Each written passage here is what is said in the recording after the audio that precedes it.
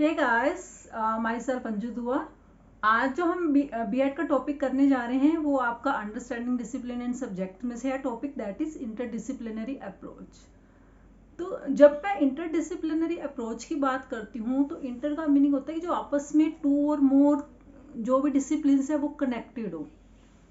तो जब हम बात करते हैं इंटरडिसिप्लिनरी की तो इसका मीनिंग है कि when two or more academic disciplines they are combined with each other to make a new discipline or new concept. आप जब डिफरेंट डिफरेंट डिसिप्लिन्स को आपस में कनेक्ट करते हो तो बेसिकली ये रिसर्च में यूज होता है। तो हमारा मेन जो वहाँ पर मोटिव होता है एक न्यू कॉन्सेप्ट को क्रिएट करना या न्यू कॉन्सेप्ट जनरेट करना या एक नया डिसिप्लिन जनरेट करना, या फिर कह सकते हैं कि न्यू डिसिप्लिन की क्रिएटिविटी करना, जिससे जो कि आपने डिफरेंट डिफरेंट डिसिप्लिन से जो भी नॉलेज गेन की है उसको आप एक न्यू डिसिप्लिन में क्रिएट करके अपनी नॉलेज को या उस सब्जेक्ट के बारे में अपनी नॉलेज को और ज़्यादा इन डेप्थ तक गेन कर सके। तो बेसिकली जब इंटरडिसिप्लिनर की बात होती है तो हम यहाँ पर बेनिफिट हमें ये होता है कि हम हर एक सब्जेक्ट के बारे में इन डेप्थ तक नॉलेज ले सकते हैं। दूसरा मैं बात करती हूँ इंटरडिसिप्लिनरी के अंदर, it is use in education and training pedagogies to describe the studies by using methods of several established or traditional disciplines. ज़्यादातर जो भी एजुकेशनल रिसर्चेज होती हैं, ये जो पेडागोजीज के अंदर हम इसे यूज़ करते हैं, तो वहाँ पर इसका मेन मोटिव क्या होता है कि डिफरेंट डिफरेंट डिसिप्लिन्स के डिफरेंट डिफरेंट मेथड्स या स्ट्रेटजीज को यूज़ करके आप एक न्यू स्ट्रेटजी बनाओ या न्यू मेथड कह सकते हैं या एक न्यू सब्जेक्ट और डिसिप्लिन को क्रिएट करो जिसके अंदर वो सारी डिफरेंट डिसिप्लिन से जो आपने नॉलेज गेन की वो वहां पर इन डेप्थ तक आप उस नॉलेज को उसमें क्रिएट कर रहे हैं एक न्यू डिसिप्लिन के अंदर। तो this is basically creating something new bye crossing the boundaries and thinking across them. जब आप टू डिसिप्लिन्स या टू से ज़्यादा डिसिप्लिन्स के बारे में उनकी बाउंड्रीज को, मतलब आपने एक डिसिप्लिन की बाउंड्री को क्रिएट क्रॉस कर दिया, या फिर कह सकते हैं कि आप उस बाउंड्री से ओवर क्रॉस जाके कुछ थिंक कर रहे हो, आप डिफरेंट डिफरेंट डिसिप्लिन्स की बाउंड्रीज को क्रॉस करके एक न्यू थिंकिंग जनरेट कर रहे हो या न्यू डिसिप्लिन जनरेट कर रहे हो, तो वो आपका इंटरडिसिप्लिनरी के अंदर काउंट होगा। इसके बाद है हमारा it include students, teachers, researchers in goals of connecting and integrating several different disciplines, thoughts etcetera. चाहे वो स्टूडेंट्स हैं जो रिसर्च कर रहे हैं या फिर टीचर्स हैं, रिसर्चर्स हैं जो डिफरेंट डिफरेंट डिसिप्लिन्स को लेके कुछ ना कुछ एक ऐसी हमारी रिसर्च करते रहते हैं जो सबके लिए बेनिफिशियल हो, कुछ एक इन डेप्थ आपके लिए नॉलेज क्रिएट करके लाए, या आपके जो थॉट्स हैं उनको आपस में कनेक्ट करना जिससे वो एक बेटर रिजल्ट दे सके एक न्यू नॉलेज के फॉर्म में। तो it is also used in educational circles where researchers from the different disciplines they pool their approaches and modify them so that they can be better used to find the solution of the problems। यहाँ पर ये कह रहे हैं कि जब education circle की मैं बात करती हूँ जहाँ पर डिफरेंट डिफरेंट डिपार्टमेंट्स के लोग काम करते हैं, जहाँ पर आप बात करते हैं, अगर मैं एक बात करूँगी जनरली एग्जांपल लेती हूँ मैं इकोनॉमिक्स की, तो इकोनॉमिक्स को हम देखते हैं कि हम 7th या 8th या 9th तक हम उसको इंडिपेंडेंटली स्टडी नहीं करते, उसको हम साइंस, सोशल साइंस स्टडीज या फिर ज्योग्राफिक इस फॉर्म में हम स्टडी करते हैं क्योंकि वो एक मिक्स पार्ट है उन सब का। तो जब इन सब मैंने डिसिप्लिन को कंबाइन किया तो वहाँ से एक इकोनॉमिक्स का हमने एक अलग डिसिप्लिन जनरेट किया। तो हम देखते हैं कि इकोनॉमिक को पहले हम इंडिपेंडेंटली नहीं पढ़ाकर अब यहाँ पर 9th के बाद इसको एक मैंने इंडिपेंडेंट सब्जेक्ट बना दिया जहाँ पर मैं इसको सिर्फ इकोनॉमिक्स की फॉर्म में ही रीड करूंगी। या फिर मैं आपको एक अदर एग्जांपल देती हूँ, जब भी हम कोई प्रोडक्ट रेडी करते हैं, कोई प्रोडक्ट मुझे मैन्युफैक्चर करना है, तो मैं इसको डिफरेंट डिफरेंट डिसिप्लिन्स के वे में पहले सोचूंगी कि एज ए जब मैं प्रोडक्ट का मैन्युफैक्चर करूंगी तो मैं किस सब्जेक्ट के अंदर उसको स्टडी करूंगी, या फिर मैं अगर उसको जब रेडी करने के बाद मार्केट के अंदर सेल करूंगी तो वो मैं कौन से सब्जेक्ट के अंदर स्टडी करूंगी। मीन्स जैसे मैं बात करूं कि मैंने प्रोडक्ट रेडी किया तो उसके लिए जो कॉस्ट थे या जो रेवेन्यू जनरेट होगा वो मैं इकोनॉमिक्स के अंदर स्टडी करूंगी। या फिर मैं यहाँ पर सोशल एनवायरनमेंट की बात करूँ कि क्या वो जो प्रोडक्ट मैं रेडी करूंगी वो लोगों के लिए, सोसाइटी के लिए हार्मफुल तो नहीं होगा, तो इसे मैं सोशल एनवायरनमेंट या एनवायरमेंटल स्टडीज़ के अंदर इसको मैं इंक्लूड करूँगी। जब मैं उस प्रोडक्ट को बनाने की सोच रही थी तो मैं इसको बेसिकली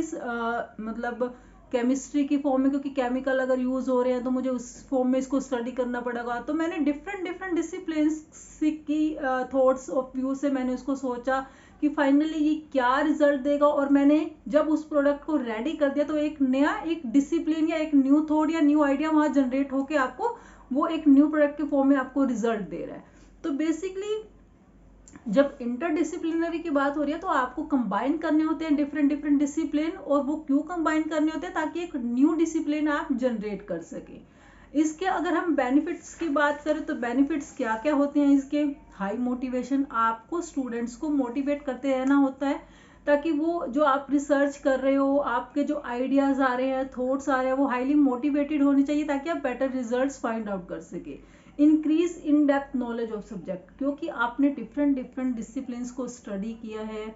उन डिफरेंट डिसिप्लिन्स की अपनी नॉलेज थी, आपने उन सब डिसिप्लिन्स को आपस में कनेक्ट किया, न्यू आइडियाज जनरेट किए, तो वहां पर आपको इन डेप्थ नॉलेज, आप डीपली नॉलेज गेन कर रहे हो किसी भी सब्जेक्ट के बारे में। फिर है बेटर लर्निंग एक्सपेरिमेंट्स या बेटर लर्निंग एक्सपीरियंसेस। वो कैसे लर्निंग एक्सपीरियंसेस होंगे, आप न्यू मेथड सीख रहे हो, न्यू टेक्नोलॉजीज के अकॉर्डिंग आप वर्क कर रहे हो, आप डिफरेंट मेथड्स स्ट्रेटजीज यूज कर रहे हो, तो आपने ओवरऑल क्या किया, आपकी जो लर्निंग है वो इन डेप्थ लर्निंग हुई है, आपने वास्ट लर्निंग किया है, तो कहीं ना कहीं आपकी लर्निंग इससे इंक्रीज होती है, आपको बेटर लर्निंग एक्सपीरियंसेस मिलते हैं।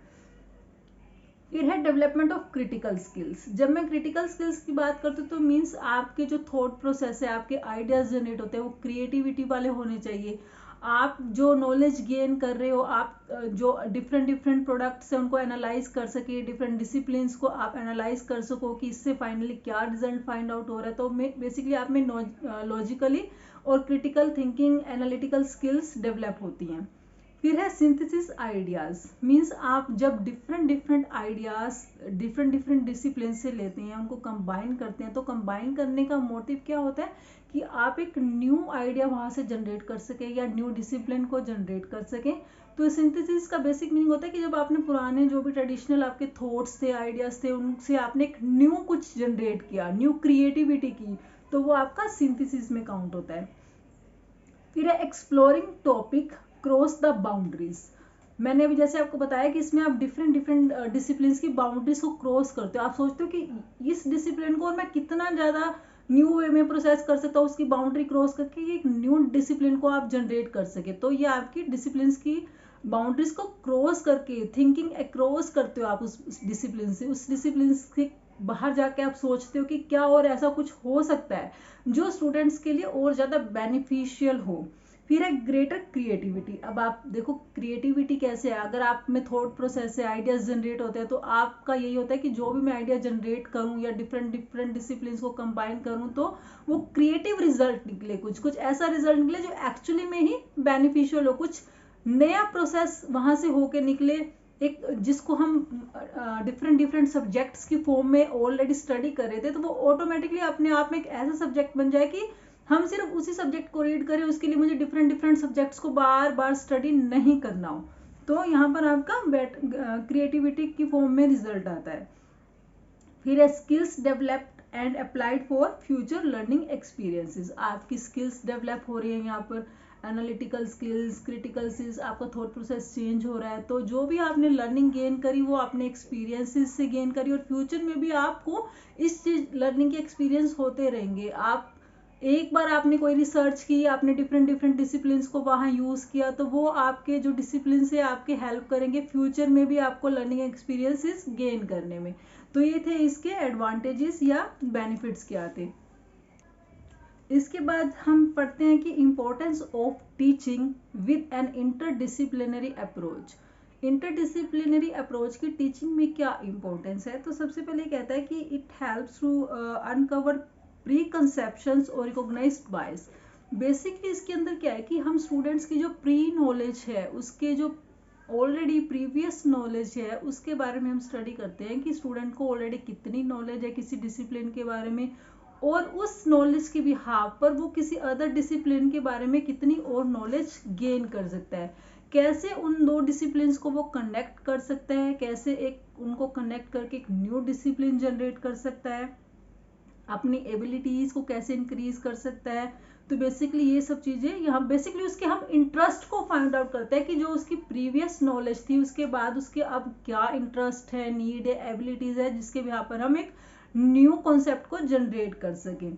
फिर है it helps in advance critical thinking and cognitive development. Advance critical thinking अभी जैसे हमने डिस्कस किया कि आपको हर चीज़ यहाँ पर एनालाइज करने होते हैं, आपको रिजल्ट्स इंटरप्रेट करने होते हैं, लॉजिकल थिंकिंग करनी होती है हर एक कॉन्सेप्ट की, डिसिप्लिन की। तो कहीं ना कहीं ये मेंटल डेवलपमेंट से रिलेटेड है कि आपके ब्रेन से रिलेटेड जो भी आपको स्किल्स रिक्वायर्ड होती है उनको वो डेवलप करता है। कॉग्निटिव मीन्स मेंटल आपकी एबिलिटीज को यहाँ पर वो डेवलप करता है।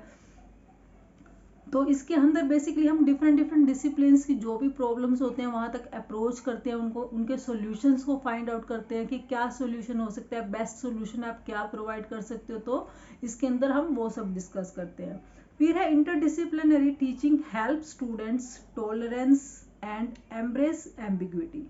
तो यहाँ पर अगर मैं डिस्कस करती हूँ तो ये है कि जो भी आप रिजल्ट्स फाइंड आउट करते हैं उनके कॉजेज और इफेक्ट क्या है, कैसे एक दूसरे से वो रिलेटेड हुए, उनसे हमने क्या कंक्लूजन फाइंड आउट किया, और हमने एक जो न्यू जनरेट किया है कॉन्सेप्ट वो कैसे रिजल्ट आउट हुआ, कैसे मैंने किन रीजंस की वजह से मैंने दो डिसिप्लिन्स को आपस में कनेक्ट किया, क्या रिजल्ट फाइंड आउट किया, उसके रीजन क्या थे, वो सब हम इसके अंदर स्टडी करते हैं। कहाँ से कॉन्फ्लिक्ट्स अराइज हुए थे, उसकी नीड क्यों हुई कि मुझे दो डिसिप्लिन्स को आपस में कनेक्ट करना पड़ा, उसमें क्या क्या प्रॉब्लम्स आ रही थी, फिर उसके मैंने कैसे सॉल्यूशंस फाइंड आउट किए, क्या रिलेशंस थे, तो वो सब हम इसमें डिस्कस करते हैं। फिर है interdisciplinary teaching help students appreciate ethical dimensions of the concerns. Ethical dimensions की बात करती हूँ तो क्या स्टूडेंट के लिए गुड था, बैड है, क्या रेलिवेंट है, क्या इरेलीवेंट है, तो इन सब के बारे में वहाँ पर हम डिस्कस करते हैं। तो आज के टॉपिक में हमने ये डिस्कस किया। नेक्स्ट वीडियो में मिलेंगे नेक्स्ट टॉपिक के साथ। Thank you.